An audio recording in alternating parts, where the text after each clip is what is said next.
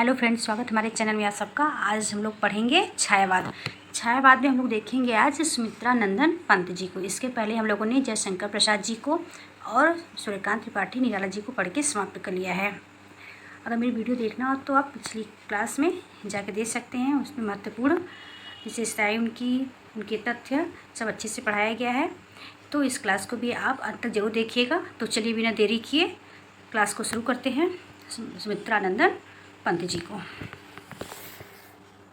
सुमित्रा नंदन पंत जी का जन्म 1980 ईस्वी में अल्मोड़ा जिले के कौसानी नामक ग्राम में हुआ था और इनकी माता का नाम सरस्वती था और इनके पिता का नाम गंगा दत्त था। जन्म के कुछ समय बाद ही इनकी माता का निधन हो गया। जन्म के कुछ समय बाद ही इनके माता का निधन हो गया और इनका पालन पोषण प्रकृति की खुली गोद में हुआ और इसी के कारण इनको प्रकृति से बहुत ज़्यादा ही लगाव था, क्योंकि इनकी जितनी भी रचनाएं आप लोग देखेंगे सब में प्रकृति का ही ज़्यादातर वर्णन किया है। ये पेंट नहीं, पंत है। पंत पर इतना अधिक प्रभाव पड़ा कि उन्होंने जीवन संगनी के रूप में नारी से भी अधिक महत्वपूर्ण प्रकृति को माना। किसको माना? प्रकृति को। इनके पिता गंगा दत्त चाय की खेती करते थे। किसकी खेती करते थे? चाय की। और कहाँ? कौसानी में करते थे, जिसकी वजह से उनकी पारिवारिक आर्थिक स्थिति बहुत अच्छी थी। सुमित्रा नंदन पंत लोकायतन नामक रचना में महात्मा गांधी की जीवन पर लिखा है। जैसे प्रश्न हो सकता है कि लोकायतन किसकी रचना है? तो सुमित्रा नंदन पंत की। और यह किसके जीवन पर आधारित है? तो महात्मा गांधी के जीवन पर आधारित है। इसकी एक पंक्ति देखिए, उनकी प्रकृति से संबंधित महत्वपूर्ण पंक्ति। छोड़ो ध्रुमों की मृदु छाया, तोड़ प्रकृति से भी माया, बाल तेरे बाल जाल में कैसे उलझा दूं लोचन। ये इनकी बहुत ही महत्वपूर्ण पंक्ति। इसको आप लोग याद करिएगा क्योंकि एग्जाम में कई बार इसको पूछा गया है। चलिए आगे बढ़ते हैं।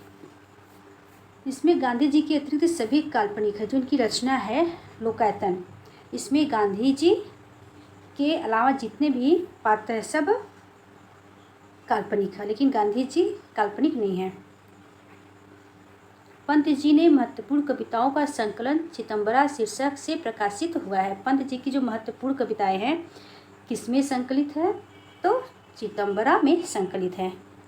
इस पर पंत जी को 1968 ईस्वी में ज्ञानपीठ पुरस्कार मिला था।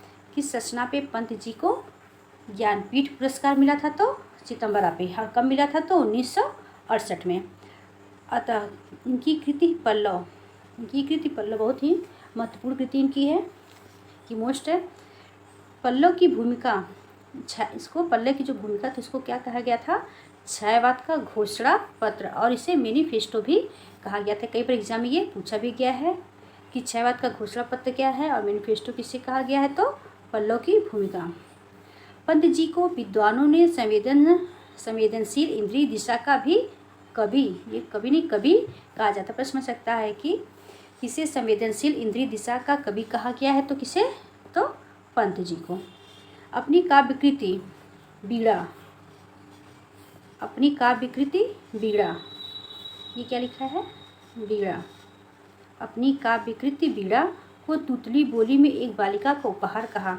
अपनी प्रश्न सकता है कि पंत जी ने अपनी किस रचना को तुतली बोली में एक बालिका को उपहार कहा है? तो किस रचना को कहा है? तो बीड़ा। आगे बढ़ते हैं। उनकी कुल 28 पुस्तकें प्रकाशित हुई। पंत जी की कितनी पुस्तकें प्रकाशित हुई? तो 28 पुस्तकें, जिनमें पद्य, नाटक, निबंध, कविता भी। इसमें पद्य, नाटक, निबंध और कविता है। पंत जी को विद्वानों ने हिंदी का वर्ड्सवर्थ कहा है। किसे हिंदी का वर्ड्सवर्थ कहा जाता है? तो पंत जी को।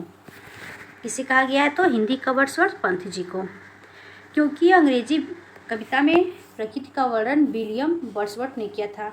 इसके पहले प्रकृति का वर्णन एक अंग्रेजी विद्वान थे, विलियम वर्ड्सवर्थ ने किया था, और इसके बाद पंत जी ने भी प्रकृति का वर्णन किया, इसलिए इनको हिंदी का वर्ड्सवर्थ कहा जाता है। पल्लव की आलोचना एवं प्रशंसा के बीच पंत जी ने कहा है, क्या कहा है? देखिए, यह तो मेरी कल्पना का विह्वल बाल है। जैसे पंक्ति देखिए, पूछ सकती है किसकी पंक्ति है? तो ये पंत जी की है। और आगे बढ़ते हैं। पंत व विद्वानों ने पंत की भाषा को परिपूर्ण छोड़ों की भाषा स्वीकार किया है। पंत जी को रोला छंद अति प्रिय था। कौन से छंद इनको अति प्रिय था? तो रोला छंद। युगवाड़ी, ये युगवाड़ी नामक रचना को प्रगतिवाद के युग की बीड़ा कहा जाता है। इसे प्रश्न पूछ सकता है कि पंत जी की किस रचना को युग की बीड़ा कहा जाता है? तो युगवाड़ी को। आगे बढ़ते हैं। सुमित्रानंदन पंत भावनाओं के कवि हैं।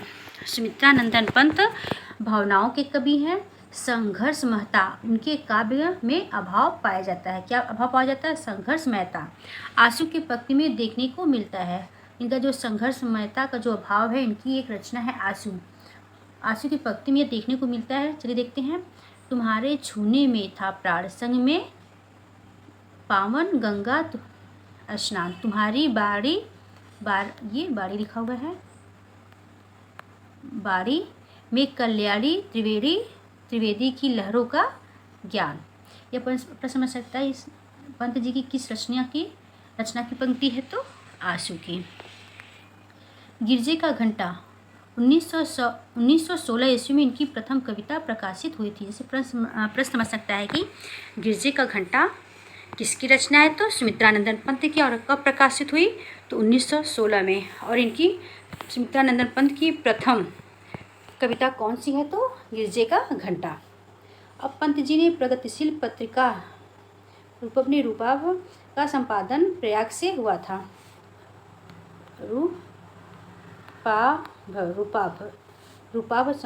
रूपाभ का संपादन प्रयाग से किया था। प्रश्न पूछ सकता है कि रूपाभ पत्रिका संपादन कहाँ से होता था? तो प्रयाग से। और किसने किया था? तो पंत जी ने। पंत जी को संवेदनशील इंद्रिय दिशा का कवि भी कहा जाता है। ये कवि लिखा हुआ कवि कहा जाता है। इनका मूल नाम क्या था? गोसाई दत्त। पहले इनका सुमित्रानंदन पंत नहीं था। इनका मूल नाम क्या था शास्त्रों में?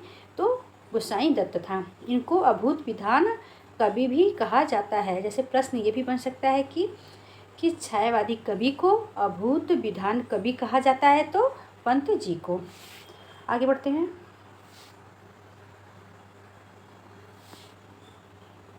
पंत जी को हिंदी का शब्द शिल्पी भी कहा जाता है। किसे कहा जाता है? तो पंत जी को।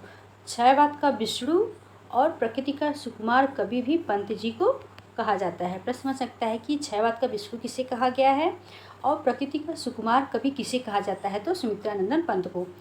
नारी मुक्ति का प्रबल समर्थक कवि हैं। कौन है? पंत जी।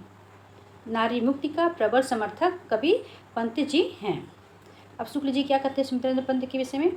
यदि छायावाद के नाम से एक वाद न चला होता, यदि छायावाद के नाम से एक वाद न चला होता तो पंत स्वच्छंदता के स्वाभाविक मार्ग पर ही चलते। यह कथन किसका है? तो ये शुक्ल जी का। प्रश्न बन सकता है यह कथन किसका है? तो शुक्ल जी का। और किसके लिए कहते? तो पंत जी के लिए।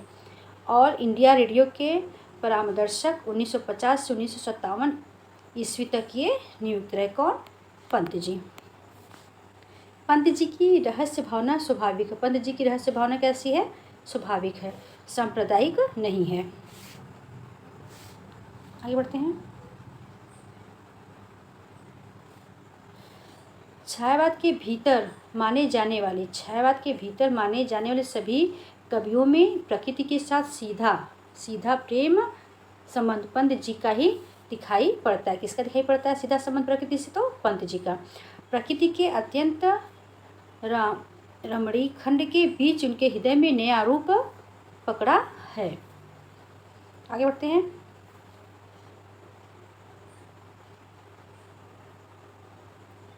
प्रतिभा के प्रभाव से सौंदर्य का चलन यूरोप के